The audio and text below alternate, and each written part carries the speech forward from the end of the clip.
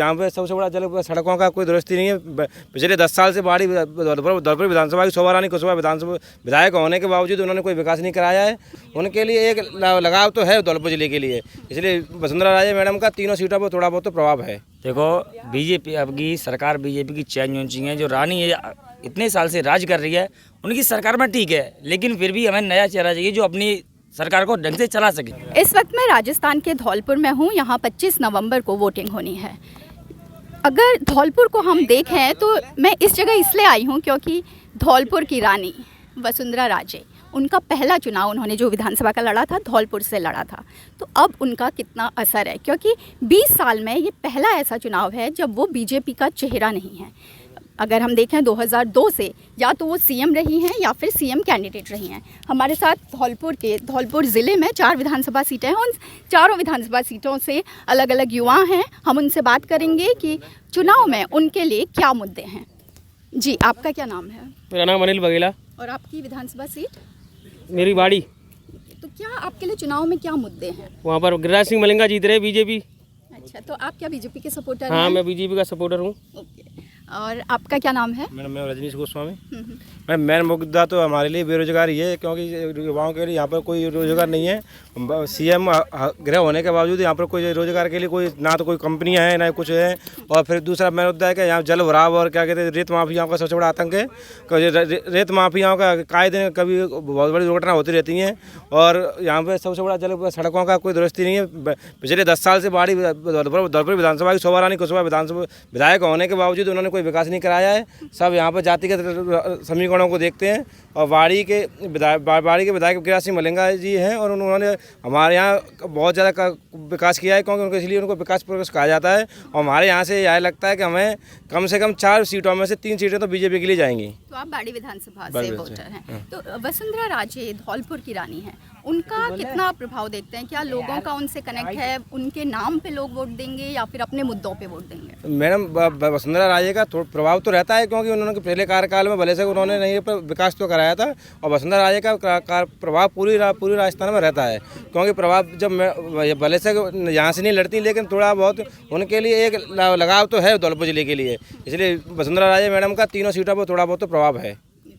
और लोग भी हैं, हम बात करेंगे। जी, आपका क्या नाम है? मेरा नाम पंकज कुमार गौड़ है। और आपकी विधानसभा? धौलपुर।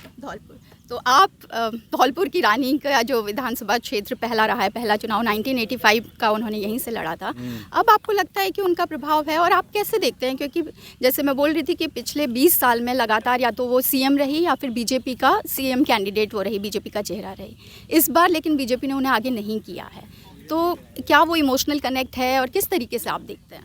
देखो बीजेपी अब की सरकार बीजेपी की चेंज होनी चाहिए। जो रानी है इतने साल से राज कर रही है उनकी सरकार में ठीक है, लेकिन फिर भी हमें नया चेहरा चाहिए जो अपनी सरकार को ढंग से चला सके। ठीक है ना? अभी देखो कांग्रेस भी कितना शोर शराबा रहता है।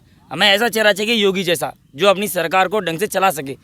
इतना गड्ढे वगैरह कर रहा है सरकार द्वारा, किसी भी सुविधा नहीं है। मेन चीज़ ये है कि हमें चाहिए सरकार बेहतरीन जो हमारी जनता को संभाल सके। ये हमारा। आपके क्या मुद्दे हैं चुनाव में? मुद्दे यही है, बेरोजगारी सबसे ज़्यादा है। अभी देखो टाइम पास कर रहे हैं, यहाँ पर कोई काम धंधा नहीं है। पढ़े लिखे ग्रेजुएट लड़के हैं, फिर भी उनके पास कोई भी नौकरी नहीं है, कोई जॉब नहीं है।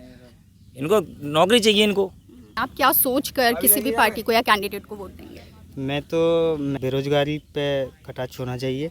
ऐसी सरकार आनी चाहिए जो मतलब इस बेरोजगारी को दूर कर सके।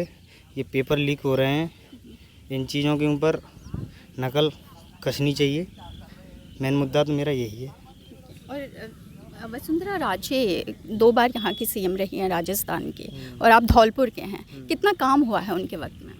देखो सरकारें सभी आती हैं जाती हैं, और लोगों का मतलब एक दूसरे से काम नहीं कर पाते हैं ये लोग। और भी मतलब समस्याएं बहुत सारी हैं, और लोगों को जागरूक करना चाहिए। लोग भी जागरूक होने चाहिए। मेरा तो मेन मुद्दा यही है। और तो मैं सबसे पूछूंगी कि आप लोगों को क्या लगता है, राजस्थान का एक रिवाज रहा है कि हर चुनाव में यहाँ सत्ता बदलती रहती है, तो रिवाज बदलेगा या फिर वही परंपरा रहेगी? नहीं, बदल भी सकता है। अगर जनता चाहेगी तो बदल भी सकता है, और ये तो जनता के हाथ में है, क्योंकि जनता जनार्दन होती है जी। ओके, आपको क्या लग रहा है, रिवाज बदलेगा या सत्ता वो तो रिवाज कंटिन्यू रहेगा, जो बदलता है वही रहेगा। तो रिवाज ही रहेगा, यानी सत्ता बदलेगी। जी, और आप क्या कह रहे हैं, रिवाज रहेगा या बीजेपी बदलेगा? आएगी। मैम सत्ता का परिवर्तन होगा, क्योंकि सत्ता में इस बार सभी विधायकों ने अपने आप को सुपर सीएम समझ रखा है। और यहाँ पर एंटी कमेंसी गहलोत साहब के लिए नहीं है, यहाँ पर सबसे एंटी कमेंसी विधायकों के लिए होती है, क्योंकि विधायकों ने सब अपने आप मनमानी की है, इसलिए इस बार बीजेपी सरकार आएगी। जी। धौलपुर में बहुत से युवाओं का कहना है बेरोज़गारी मुद्दा है, पेपर लीक उनके लिए मुद्दा है, वसुंधरा राजे का प्रभाव है उनका कहना है, साथ ही जो राजस्थान का रिवाज रहा है, हर चुनाव में सत्ता बदलती रहती है। तो यहाँ पर तो कम से कम जितने युवा हैं जिनसे मैंने बात की, उनका ये कहना है कि वो रिवाज कायम रहेगा, यानी सत्ता बदलेगी। अब आगे जाके हम देखते हैं कि बाकी क्या मुद्दे हैं और लोगों का क्या सोचना है। पूनम पांडे, नवभारत टाइम्स के लिए।